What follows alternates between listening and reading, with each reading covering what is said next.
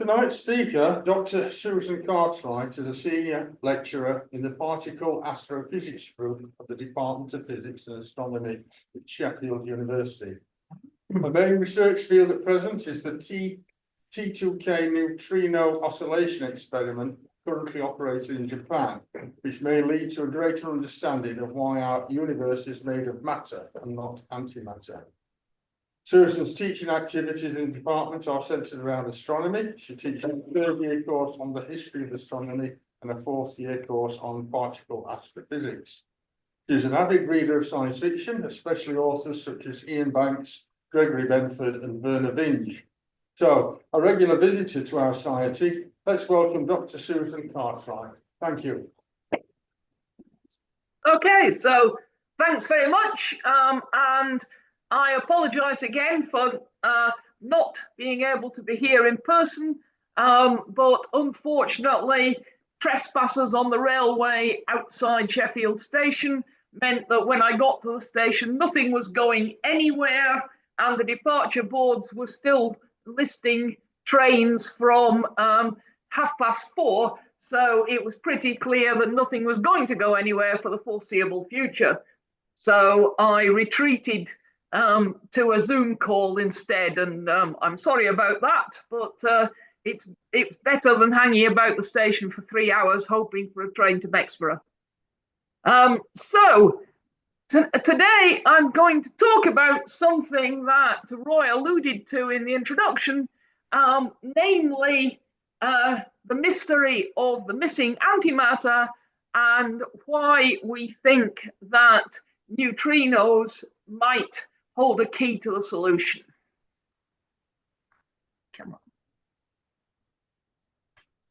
Thank you.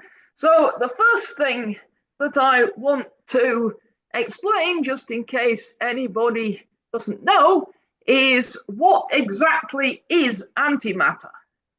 So this little table here shows you the particle content of the standard model of particle physics, and the purple things are quarks, which combine to make up particles such as protons and neutrons. The blue ones are charged leptons, the electron and its two more massive cousins, and the green ones are the neutrinos. And for each of these particles in the standard model, there's a corresponding antiparticle with opposite quantum numbers but the same mass. And as you have probably all heard, matter and antimatter can annihilate to produce energy. So the key issue here is that if you work at Atlas, for example, then using E equals mc squared, just as particles and antiparticles can annihilate to produce energy, so you can convert the energy of the protons in the Large Hadron Collider to matter to produce more massive particles. But when we do that, we always get a particle and an antiparticle, an electron and a positron, a quark and an antiquark. But on the other hand, when we look out into the night sky, what we see is a universe that is made of matter. It is not made of a 50-50 mixture of matter and antimatter.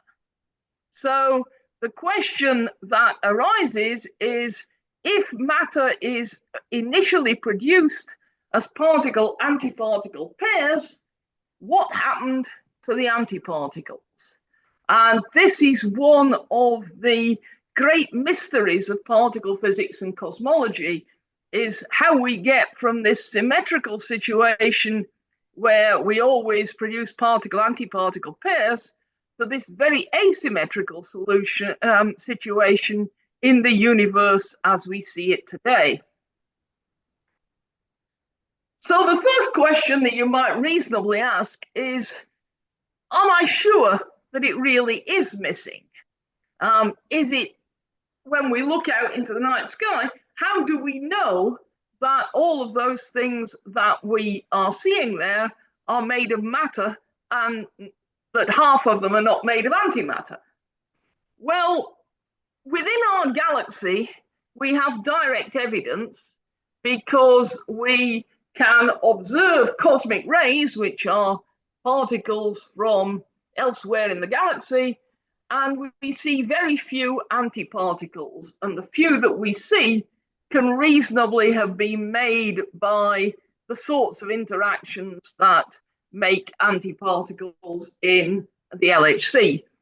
There's no evidence that the galaxy contains any anti-stars. You could argue, although it is hard to understand how this could happen, that perhaps the matter and the antimatter are somehow spatially separated, so that our galaxy is indeed made of matter, but there might be distant galaxies that are made of antimatter.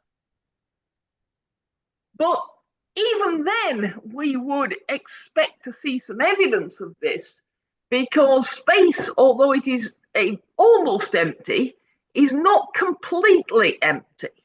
And if there were distant galaxies that were made of anti-hydrogen and anti-helium, we would expect that some of these antiparticles would encounter particles from matter galaxies like our own, and those annihilations would produce very characteristic gamma rays. For example, if a positron and an electron annihilate, we get two gamma rays, each of which has an energy equal to or corresponding to the mass of the electron.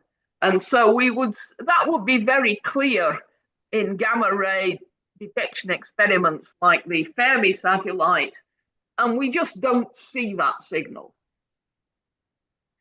In addition, in particle collisions, we don't only get charged particles, we also get photons, and the ratio of charged particles to photons is about 1:1.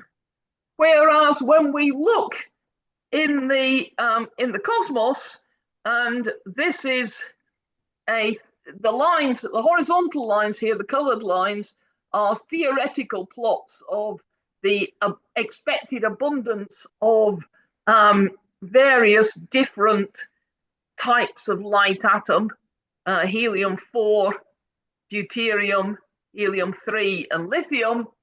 And the observations, particularly of deuterium, give you a measurement for the ratio of baryons to photons, which is not 1:1, but about 1:1.7 billion.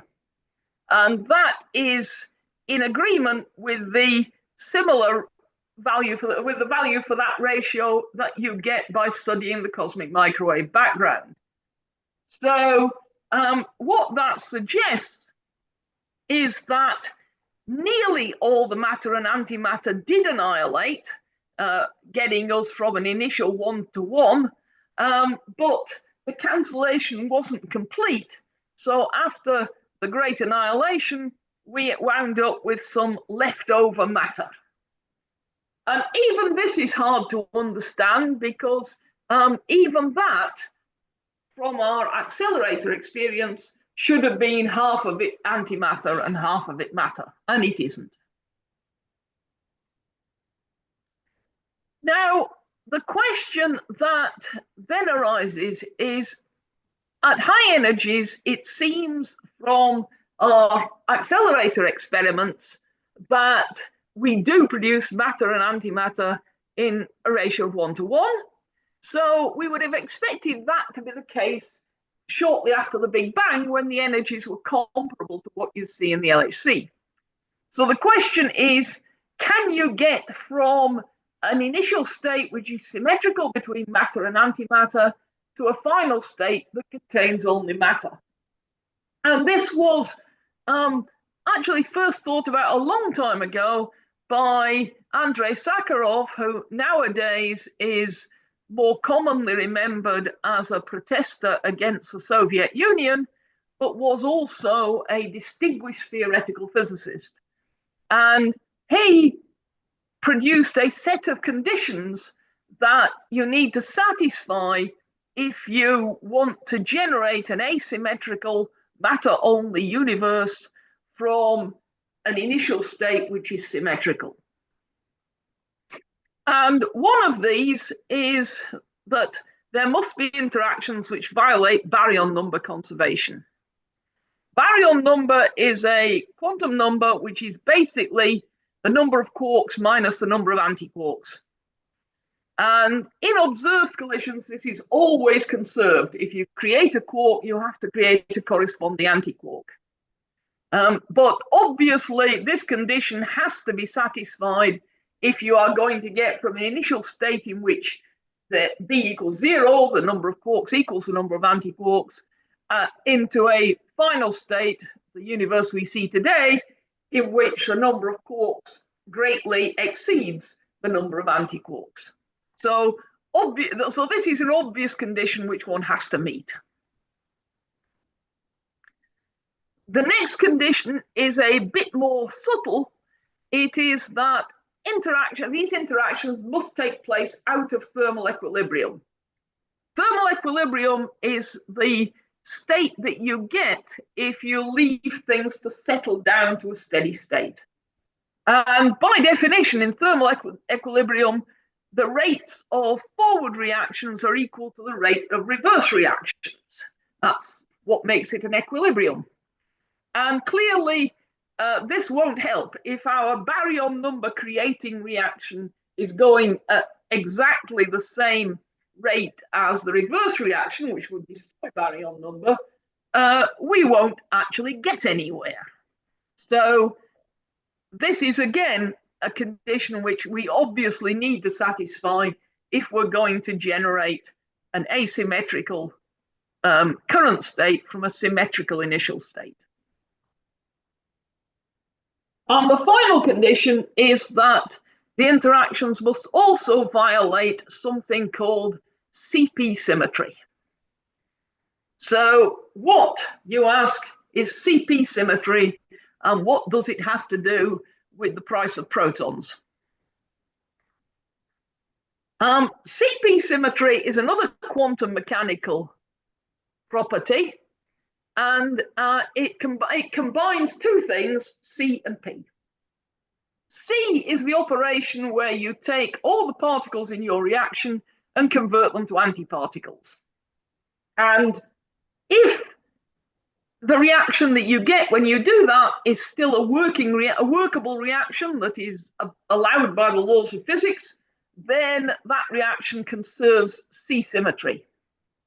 Obviously, we do not want our baryon creating reactions to conserve C symmetry, because if they did, then we would have a baryon creating reaction and we would have an equal and identical antibaryon creating anti-reaction and get nowhere. P is, C stands for charge conjugation, because the most obvious feature of antiparticles is that they have the opposite charge from particles. P stands for parity, and it's the operation of reversing all direction and velocity vectors, so light reflecting in a mirror. And CP is the combination of C and P. And a key point of this is that CP symmetry can be conserved even if C and P are individually not conserved. But if CP symmetry is conserved, then again, we will not get anywhere, because our baryon creating reaction will then be cancelled out by a mirror reversed anti-baryon creating anti-reaction. And the fact that you are creating a proton going to the right and an antiproton going to the left doesn't actually help solve the problem that you actually want to create protons and not antiprotons.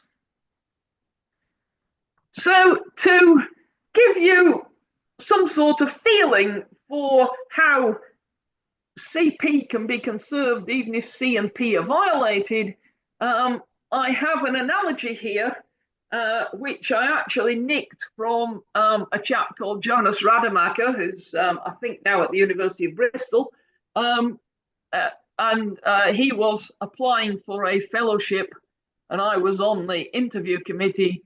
And he used this analogy. And when he finished his interview and walked out, the particle physicists on the panel looked at each other and said, "I'm stealing that." So I have. So this is a fairly well-known Escher etching. I think it's called Night and Day.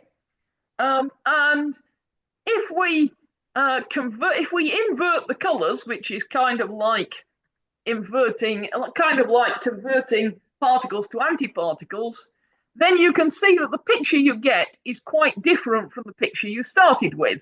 So this etching does not conserve C symmetry. If you flip the etching in a mirror, then you get this picture. So this is the parity operation. And again, you can see that the parity reversed picture is not the same as the initial picture. But if you do both of those things, then you get a result which looks very like the picture that we started with. If you look in detail, it's not quite the same. That little barge train there has moved from the White River to the Black River.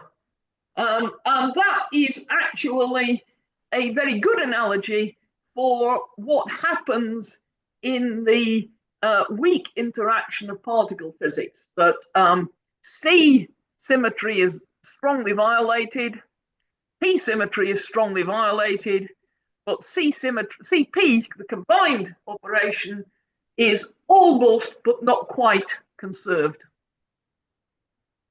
So thanks, Jonas, and I hope that helped you to visualize what's going on.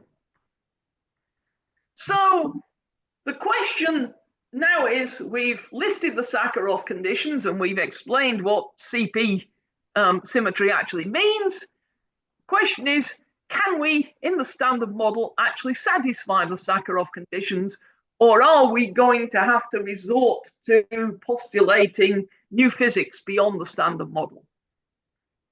So condition one was there must be interactions which violate baryon number conservation. And surprisingly, this actually works. I say surprisingly because one of the first things that we teach students in elementary particle physics courses is that baryon number is conserved. And indeed, it is conserved in all the interactions that we see today. But within the standard model, there are known processes which are called sphalerons, which can violate baryon number conservation, but they only operate at extremely high energies, well beyond what we get to even in the Large Hadron Collider. So they would only operate in the extremely early universe, a small fraction of a second after the Big Bang, but they are predicted by the standard model. So we can satisfy this condition without having to invent any new physics. The second condition was that these interactions must take place out of thermal equilibrium.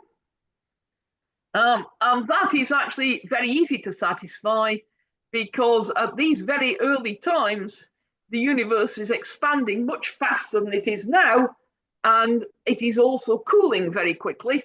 And so it's not in a nice, stable, steady state. It's changing its temperature, and thermal equilibrium, as you might expect from the name, corresponds to constant temperature. So you expect in these conditions that many reactions will be out of equilibrium, and this shouldn't be a problem. So the one that we are left with is to understand whether or not we have sufficient violation of CP symmetry to account for the universe that we see today. So with apologies to William Shakespeare, to CP or not to CP, that is the question. Now, you might ask, So far, I've been talking about baryon number conservation, and baryons are made of quarks, and neutrinos are not made of quarks. So, where do neutrinos come into this question? And the answer is that the standard model has three fundamental interactions. There's the strong interaction, which holds quarks together in particles like protons and neutrons. And there's the familiar electromagnetic interaction, which is the interaction between charged particles. And in both the strong and the electromagnetic interaction, CP symmetry is not violated. In fact, C and P symmetries separately are not violated, let alone the combination of the two. It is the mathematical structure of the electromagnetic interaction makes this automatic, but why CP symmetry is not violated in the strong interaction is actually a very good question, because there's nothing in the standard model mathematics that that prevents it from being violated.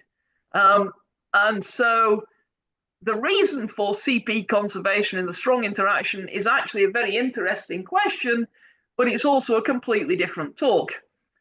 In fact, it's an attempt to understand why CP is conserved in the strong interaction is what leads to the prediction of axions. And I'm pretty sure that at some point you've had a talk on axions from Ed Dorr, and if you haven't, you should invite him to give one.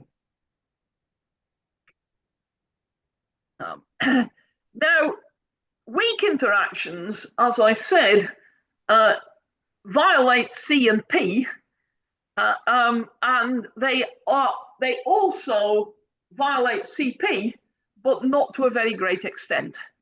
CP violation in weak interactions of quarks was discovered in 1964 by Cronin and Fitch, and it's been studied extensively ever since. One of the experiments at the Large Hadron Collider, the LHCb experiment, was designed specifically with this, with the study of CP violation in the quark sector in mind. So we know a lot about CP violating weak interactions of quarks, and what we know is that there isn't enough. The violation of the combined CP symmetry in the quark sector is very, very small, and it's not nearly enough to explain the observed matter-antimatter asymmetry that we see. Now, you might say only having one proton left over out of 1.7 billion isn't a very large amount of asymmetry, but in fact, if you calculate what you would expect just from the CP violation that we know about, then you don't get enough matter, not by a factor of 2, which would be perfectly acceptable given the approximations involved, not by a factor of 10, but by several orders of magnitude, a factor of tens of thousands. So there is not enough CP violation in the interactions of quarks. So if we do not want to have to introduce a totally new physics to provide this asymmetry, then our only hope is to look for CP violation not in the interactions of quarks, but in the interactions of leptons, and specifically neutrinos. And you might say, well, that's leptons, so how could that produce a violation of baryon number? And the answer is that those high energy interactions that I mentioned earlier, these sphalerons, they actually conserve the number of the B quantum number minus L. L is the equivalent for leptons, so it's the number of leptons minus the number of antileptons. So if you violate L, then sphaleron interactions will necessarily violate B as a result in order to conserve B minus L. So CP violation in the lepton sector can give us the asymmetry that we need. So how do we study this? And the answer to that is the phenomenon of neutrino oscillation, which won the Nobel Prize 10 years ago in 2015 for Kajita Sensei of Super Kamiokande and Art MacDonald of SNO. And this is another quantum mechanical phenomenon. Sorry, we're getting a lot of quantum in this lecture. Neutrinos come in three types, as I showed you on the first slide, which particle physicists rather whimsically call flavors: electron neutrinos, muon neutrinos, and tau neutrinos, one for each type of charged lepton.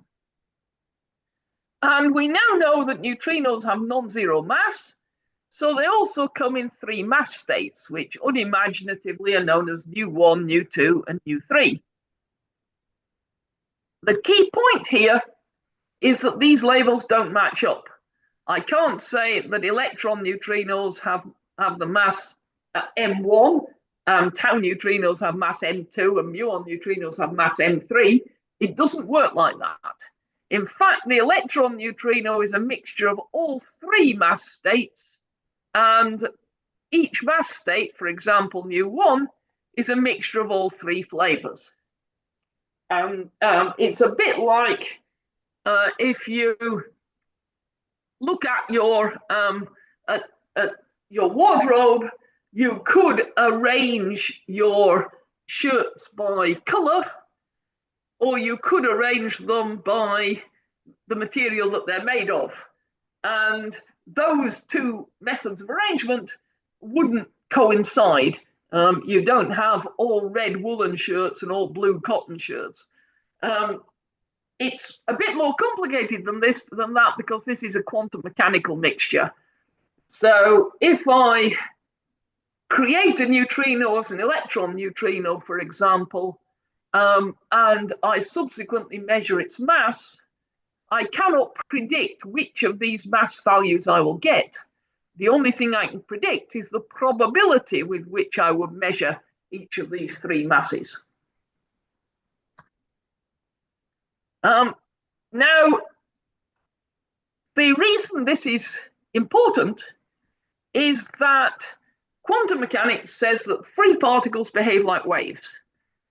And the wavelength of each particle of the particles for a given energy depends upon the mass. So if our electron neutrino starts out as a specific mixture of these three masses, it will start out as a mixture of waves of three different wavelengths.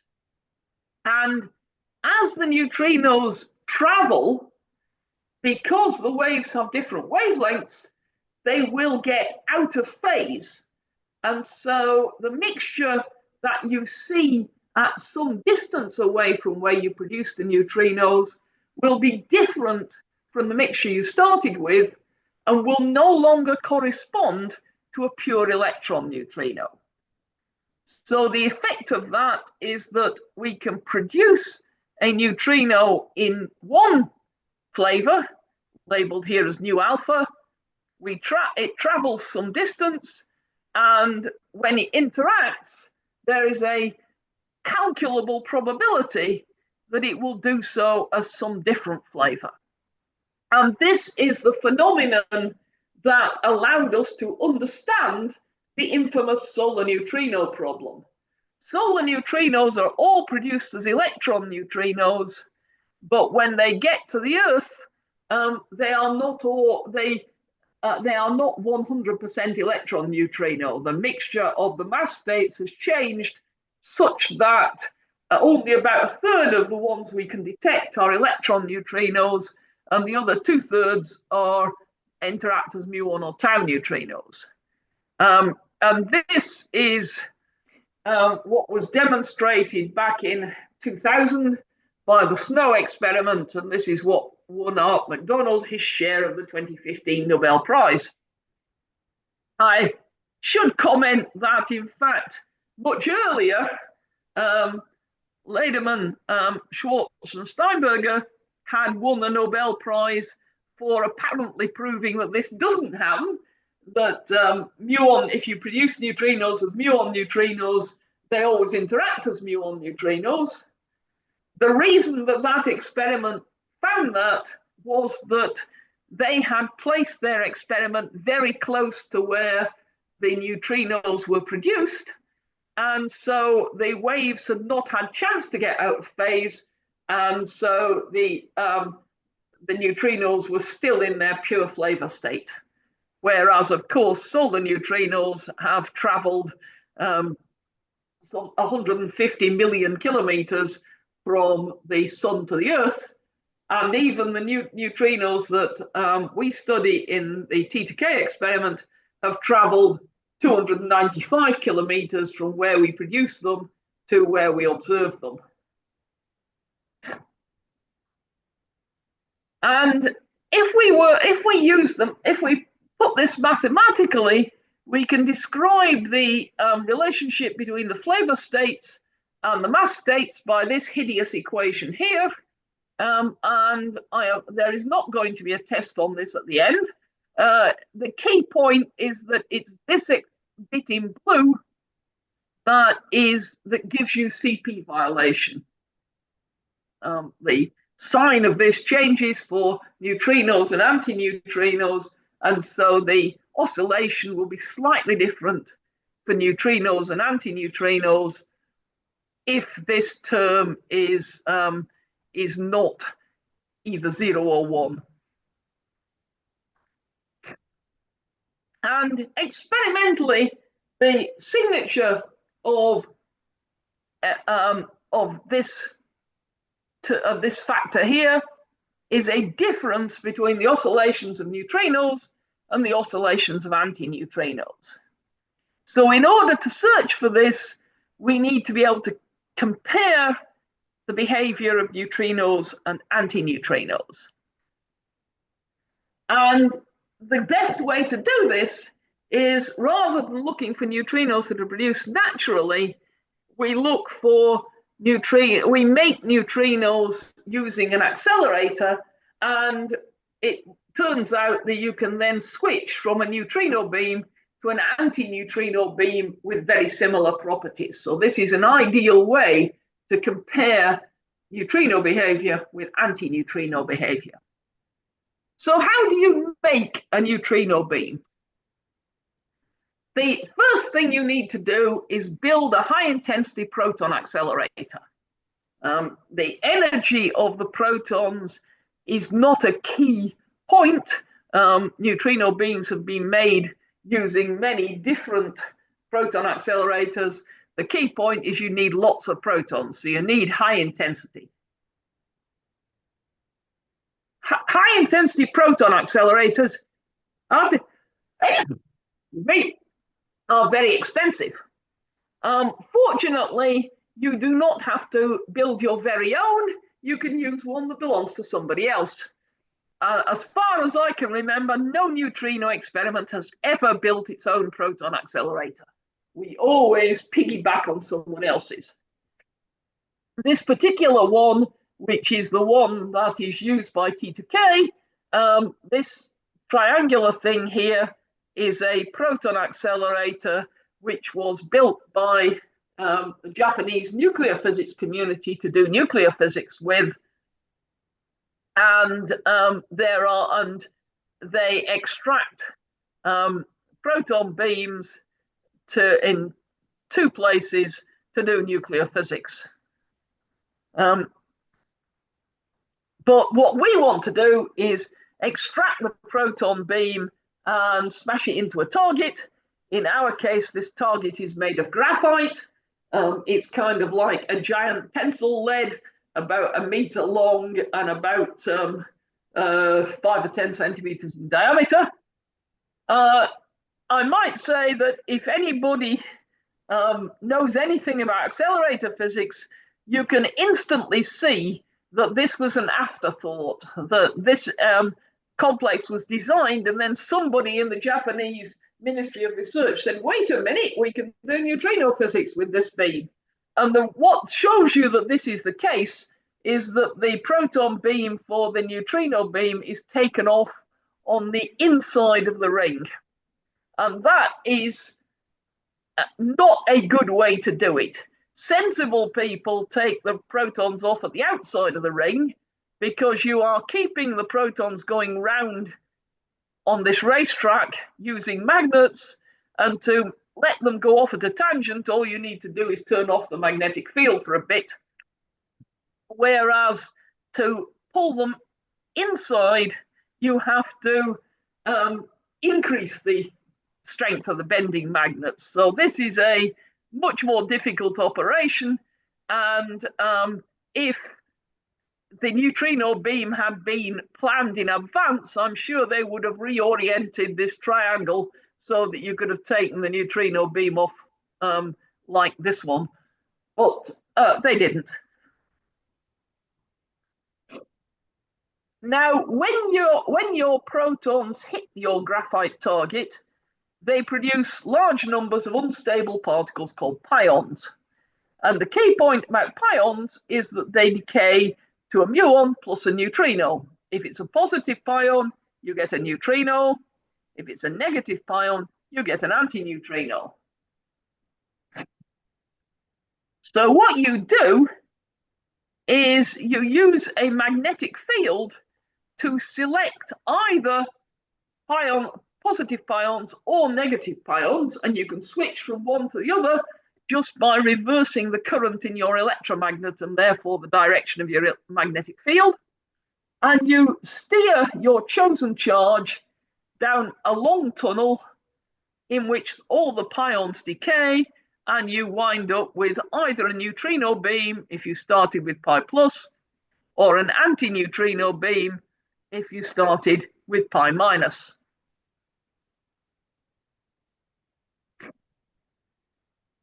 So you can produce a neutrino beam. The next question is, how do you detect your neutrino beam? And the key point here is that neutrinos are weakly interacting. And what this means is that regardless of how carefully you design your experiment, what happens with most of the neutrinos that pass through your experiment is that they pass through your experiment. They don't interact with any component of your detector, and they leave no trace, and you don't detect them. What you are looking at is the very rare case where a neutrino interacts with something in your detector. That something could be an electron, or it could be an atomic nucleus. And from the point of view of understanding the difference between neutrinos and antineutrinos, the most important interactions are ones which convert a neutrino into the corresponding charged lepton by emission of a W boson, if you're interested. And because lepton number is conserved, a neutrino will convert into a negative lepton, and an antineutrino will convert into a positive lepton. And because each neutrino flavor matches a particular charged lepton, a muon neutrino will convert into a muon, and an electron neutrino will convert into an electron. So if you can detect and identify your charged lepton, you know what flavor of neutrino you had, from what flavor of lepton you got, and from whether it's a positive or negative charge, you know whether it was a neutrino or an antineutrino. And that is worth knowing because our beams are not absolutely pure. So the neutrino beam does contain a small number of antineutrinos, and the antineutrino beam contains a slightly larger number of neutrinos. So it is useful to have a direct measurement of whether this was a neutrino or an antineutrino. So the experiment that I work on is called T2K, for Tokai to Kamioka. And the neutrino beam is generated at Tokai, the Japanese particle accelerator complex, and then it travels across Japan and is detected in Super Kamiokande, which is close to under a mountain in the west of Japan. So this is Super Kamiokande. Usually it's full of water. This photograph was taken during a maintenance period when it was not full of water. And you can see there's a work platform there where people are cleaning and checking the surfaces of these things here, which look like giant light bulbs. And these are photomultiplier tubes, which are sensitive detectors of light. And if you produce a charged particle in the water, then what happens is as it travels through the water, it will emit light, which is detected by these detectors. At the end where the beam is generated, we have a smaller detector, the so-called near detector, which is designed to monitor the beam so that we know the composition of the beam before it has had a chance to oscillate. So if we extract from our horrible equation that we had a few slides ago, the bit that's got the key variable in it, this matrix turns out to govern the oscillation nu mu to nu e. So we are starting with nu mu or nu mu bar. So what we want to do is to measure the probability that things which were originally muon neutrinos interact as electron neutrinos. And if you, in the case where we have an antineutrino, we're looking for interactions that produce positrons. And I'll remind you that the question is whether we get the same answers for the neutrino beam that we get for the antineutrino beam. So in order to be able to measure this, we have to be able to distinguish between muons and electrons in our detector. And Super Kamiokande is basically a very large tank of very pure water. And I do mean very large. Super Kamiokande contains 50,000 tons of water. And the way that it detects particles is that you know that nothing can travel faster than the speed of light, but what that really means is nothing that can travel faster than the speed of light in a vacuum. In water, light is slowed down by the refractive index of water and travels at only about 3/4 of its speed in a vacuum. Whereas the charged particles are not slowed down, so they can travel faster than the speed of light in water. And if they do, just like a plane traveling faster than the speed of sound in air creates a sonic boom, a charged particle traveling faster than the speed of light in water creates the optical equivalent of a sonic boom, which is known as Cherenkov radiation. And this comes out as a cone around the direction of the particle. So by seeing the circle of hit photomultiplier tubes produced by this cone of light, you can measure the energy of your particle by the amount of light you get, and you can measure the direction of the particle by reconstructing the axis of the cone. And both muons and electrons will do this. But because electrons are lighter than muons, they will not travel in a dead straight line in water. They will scatter about a bit, which means that the axis of the cone will be not very well determined, and therefore you get a fuzzy cone. And this is how that works. So your muons produce a nice sharp ring of light, your electrons produce a fuzzy ring of light with little hit phototubes that are outside the main ring. And you can construct a variable in the computer that is basically a computerized expression for degree of fuzziness. And you can see here that the colored plots are simulations and the points with error bars are data. That the green is muon neutrinos, the orange is electron neutrinos, and you can see that this degree of fuzziness indicator separates these very nicely. And you can also see that there are points on the electron side of this distribution. So indeed, we do observe that some of the neutrinos that started out as muon neutrinos interact in Super Kamiokande as electron neutrinos. This is a method that works for water Cherenkov detectors like Super Kamiokande. There are neutrino experiments which are based on different technologies, and they will use different techniques to separate muons and electrons. But basically, they all work.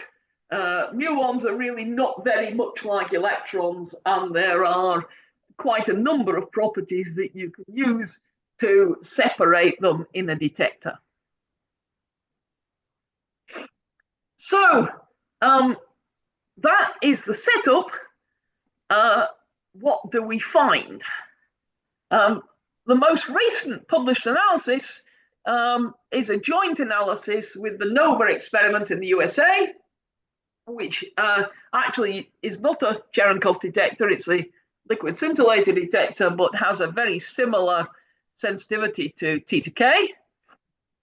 And this combined analysis was interesting because the individual analyses produced by T2K and NOVA don't actually agree all that well. So trying to combine them has been challenging.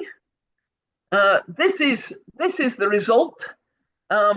This is this value delta. The values outlined in red, minus pi, 0, or pi, correspond to no CP violation. Anything that isn't 0 or plus or minus pi corresponds to some degree of CP violation, and plus or minus pi by 2 would be maximum CP violation.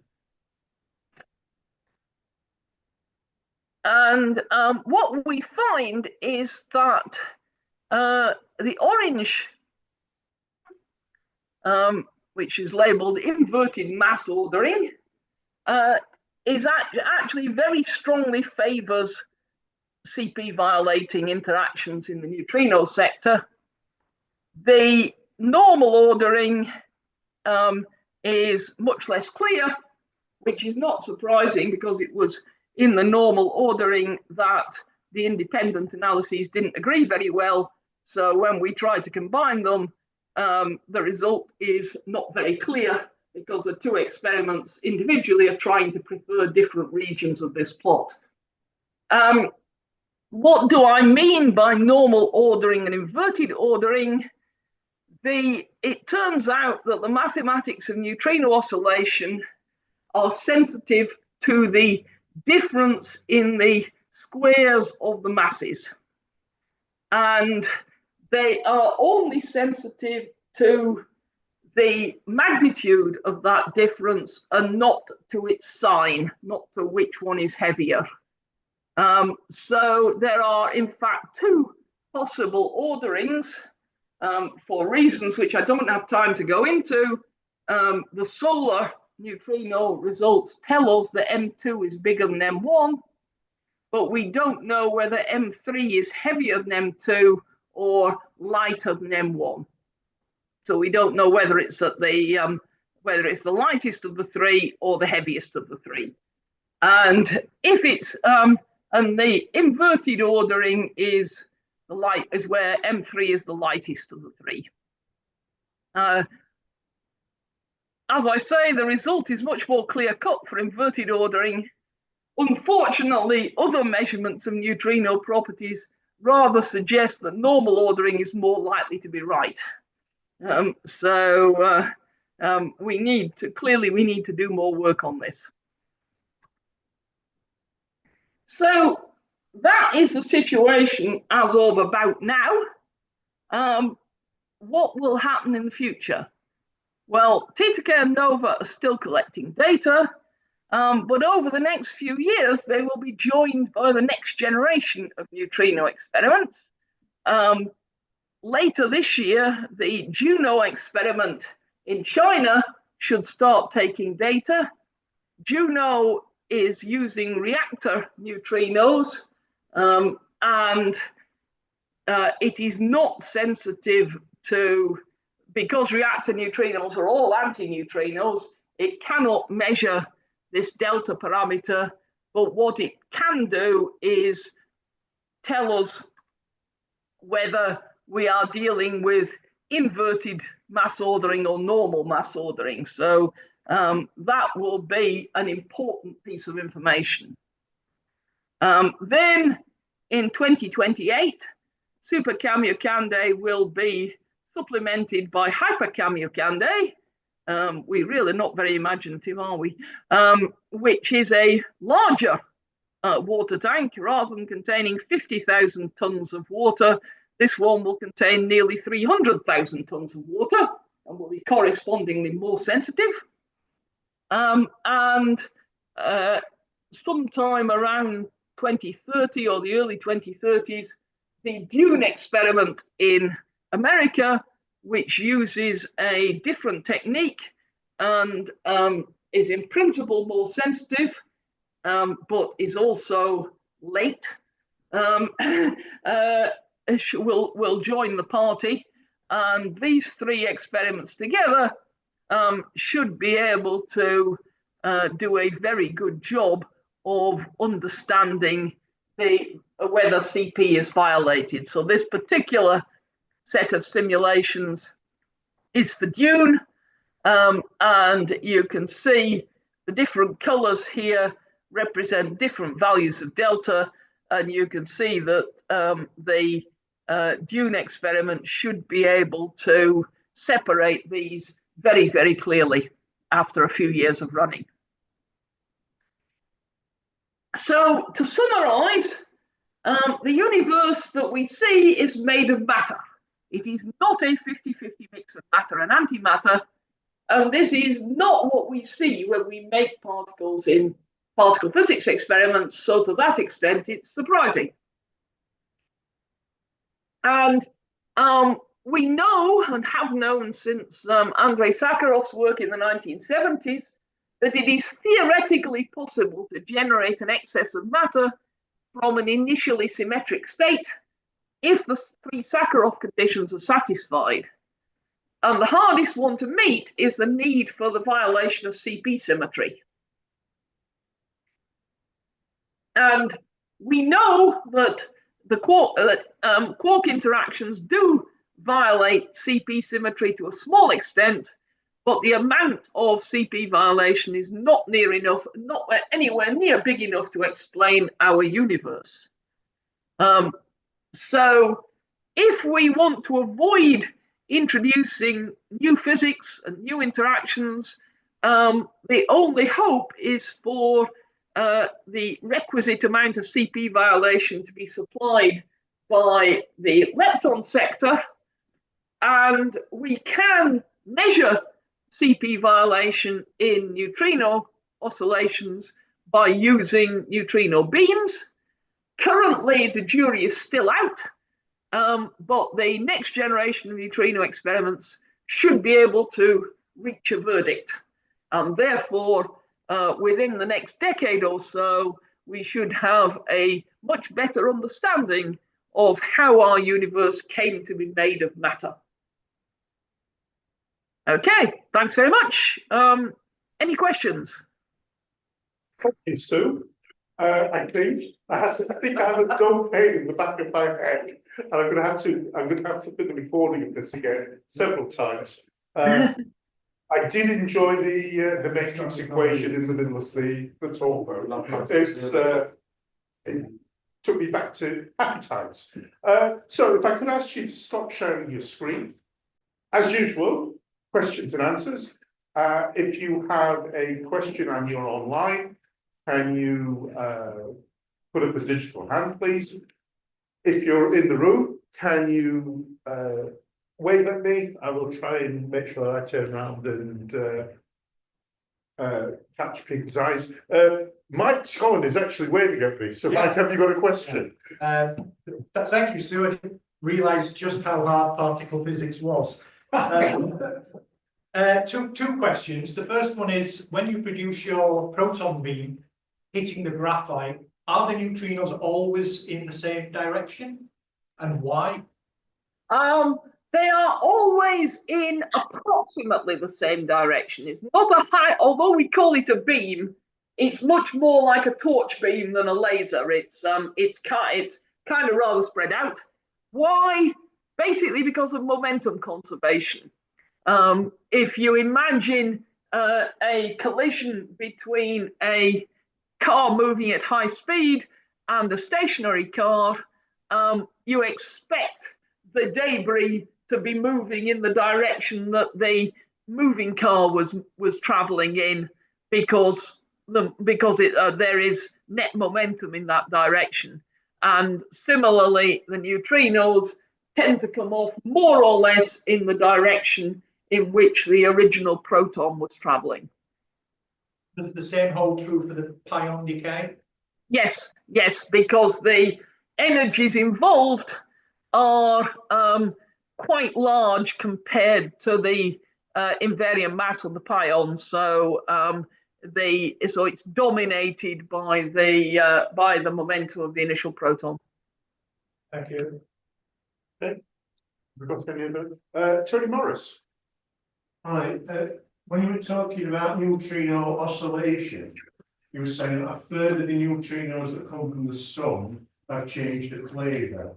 Is it the travel distance or the travel time? It doesn't really matter, because to first approximation and second approximation and third approximation, neutrinos travel at the speed of light. So the distance and the travel time are completely equivalent variables. In fact, solar neutrinos are a rather special case, because their flavor change is very influenced by the fact that they are produced in the core of the sun, which is very, very rich in electrons because it's extremely dense, and nowhere near so rich in muons and taus. And basically that means that electron neutrinos are, if you like, impeded by all these electrons that they can preferentially interact with. And so, in fact, most of the flavor change in solar neutrinos takes place within the sun itself, rather than traveling between the sun and the earth. And this is an effect known as the MSW, for Mikhail, Smirnov, and Wolfenstein effect.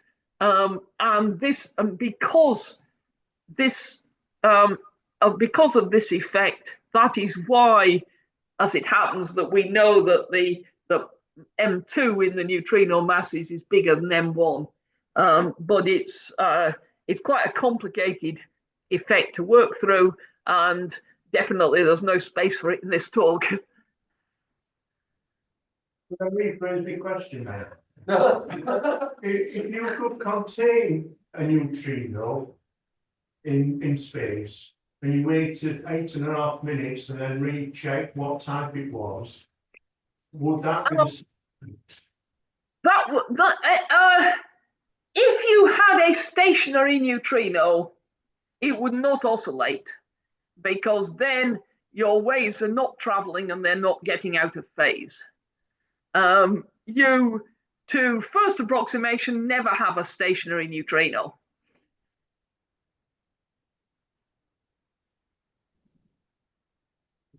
think you need to rephrase your question. I have to think about that. I think, can I try and clarify that, Tony, if you don't mind? Yeah. If you take Tony's neutrino and you release it into its wild state, and you could observe it continually, and only it, over what sort of period would you see it change?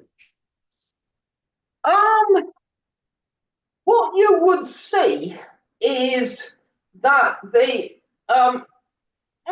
problem is that in order to see it change, you have to get it to interact. So you can't sort of continually monitor its flavor composition as it travels. What you can do is have a beam and put detector. What you could in principle do is have a beam and put detectors at a range of distances and see what the relative proportion of different interactions was as a function of distance. And if you did that, you would find that the probability of measuring, for example, an initial muon neutrino as an electron neutrino, that probability is like a sine wave, and that's why it's known as oscillation, because the probability has a sort of oscillatory behavior. So there are distances at which the probability of the flavor change is maximum, and T to K is arranged to sit on one of those oscillation maxima. And there are also distances at which the probability of observing a different flavor is near zero. Does that help, Tony? So what is the distance where the probability of all three types is equal? It depends on the neutrino energy. The variable that is actually important is the distance traveled divided by the energy. And in our case, the distance traveled is 295 kilometers, and the energy is about, is on average 600 MeV, and that corresponds to an L over E value, which gives you a maximum oscillation probability.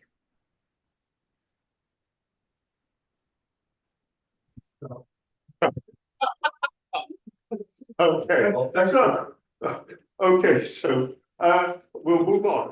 Gregory Macniff, online. Great, thank you, and thank you, Dr. Cartwright. That was a wonderful talk, to the extent I understood it. Good question. I think you touched on this. Could you clarify the difference between left-handed and right-hand neutrinos, and to what extent right-hand neutrinos, and I apologize because you probably can roll your eyes, but have it play any role in maybe dark matter? I've read it might be significantly more heavy, and I think in the last year there's been a number of experiments trying to suggest either like the neutrino fog is screwing up these dark matter experiments or may play a role. Just curious if you have a view, if there's any relationship between, I guess, these right-handed neutrinos and dark matter. Yeah. Okay, so that's a very good question.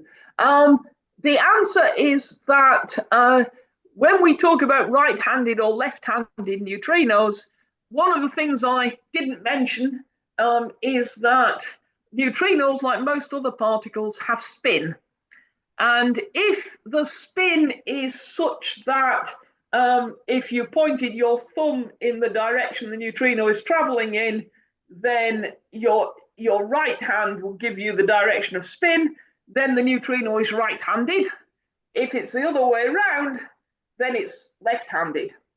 And in fact, the weak interaction is very sensitive to handedness, and it turns out that neutrinos are all left-handed and antineutrinos are all right-handed. And that's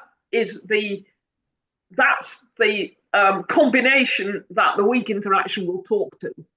So if you had a neutrino which was right-handed, then it would not be able to interact by the weak interaction, because the weak interaction only talks to left-handed particles.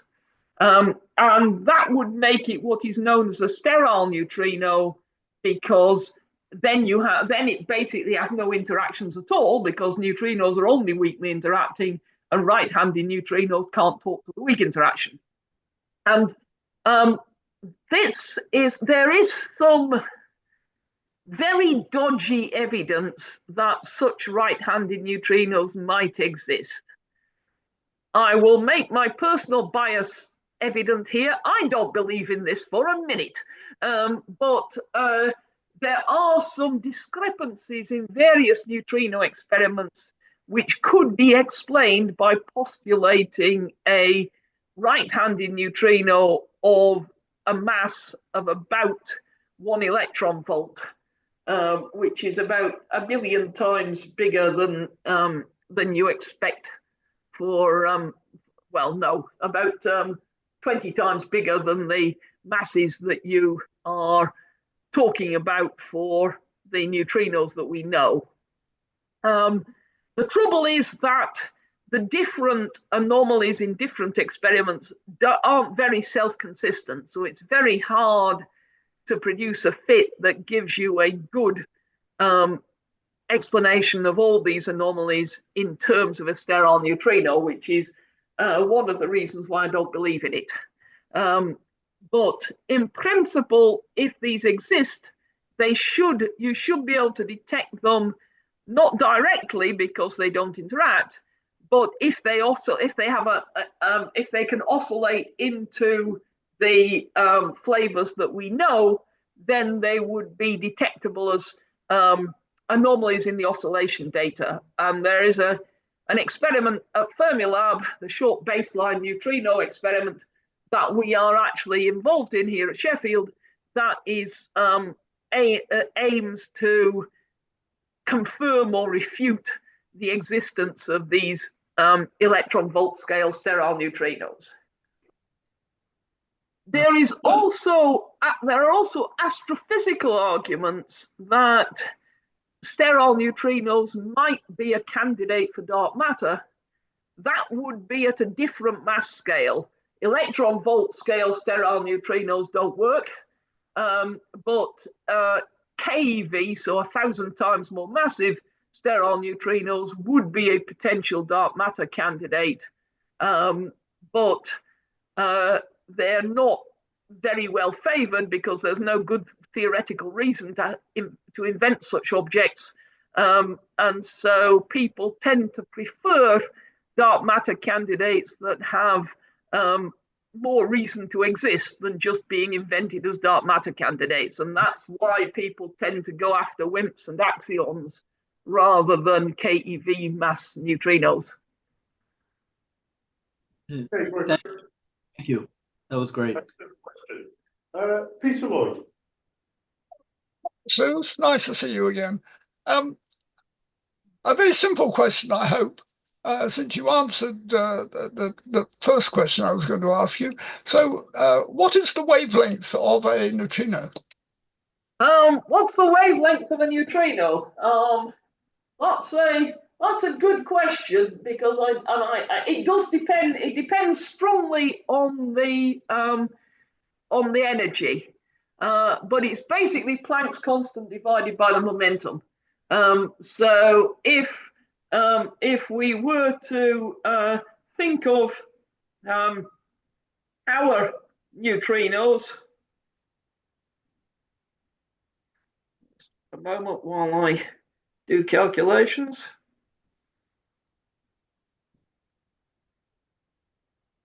Nearest order of magnitude might satisfy me.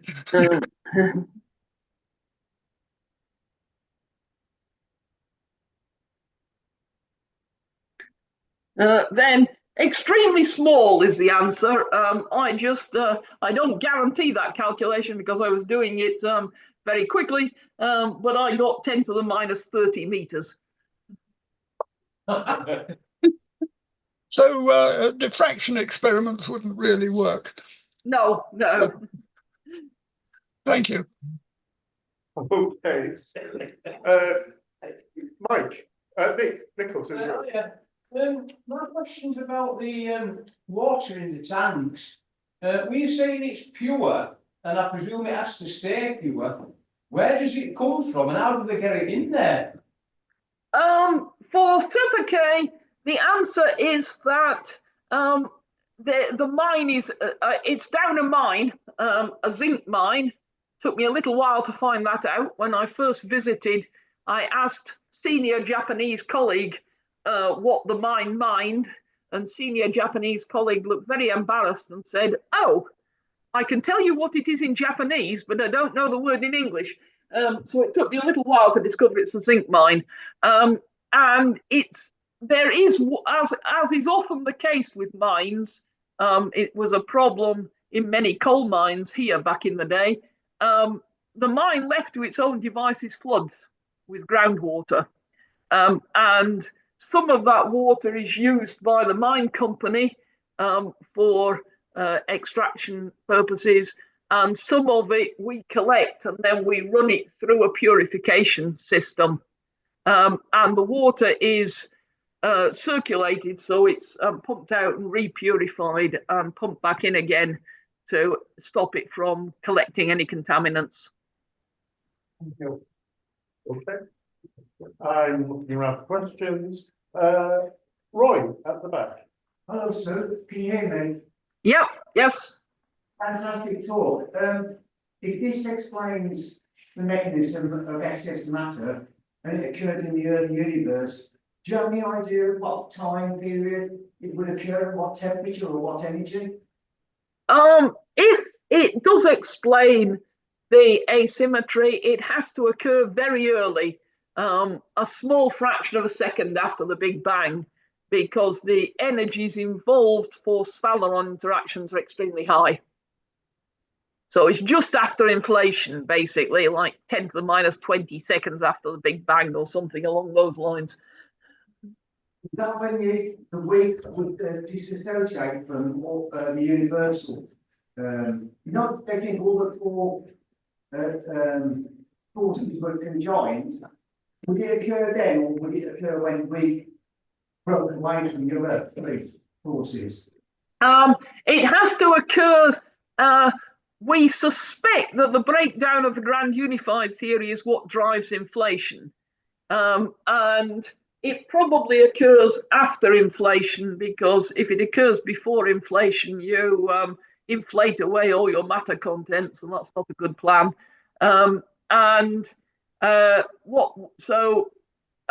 It would be, it's specifically in the weak interaction. They are separate at this point. Okay. I'm looking around one more time for questions in the room. I can't see any. There's nothing online. Sue, thank you for an excellent talk. As always, it's a joy having you speak to us. Ladies and gentlemen, will you join with me in thanking Sue Cartwright for absolutely wonderful talk? Thank you very much, Steve.